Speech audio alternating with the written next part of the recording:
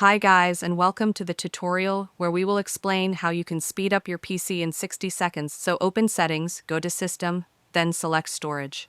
Click on Temporary Files. Review the list carefully, check everything you don't need, and then click Remove Files to clear up valuable space.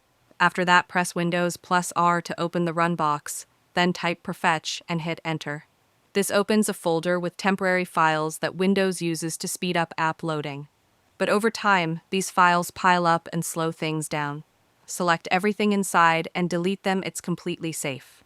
Windows will recreate any essential files when needed. Now, do a similar cleanup. Press Windows plus R, type temp, and hit Enter. This will open a folder filled with temporary files created by various applications during installation or daily use. Over time, these leftover files can build up and take up a surprising amount of space. They're not important for your system to run, so it's completely safe to delete them. Simply press Ctrl+A to select everything, then right-click and choose Delete to clear them out. After that, go to your Start menu and search for Disk Cleanup, then open the tool.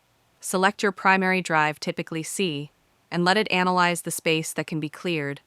Once the scan is done, check all the available boxes, including temporary files, recycle bin, thumbnails, and system cache. For a deeper cleanup, click Clean up System Files, wait for the additional scan to complete, then select everything again and confirm to delete the files.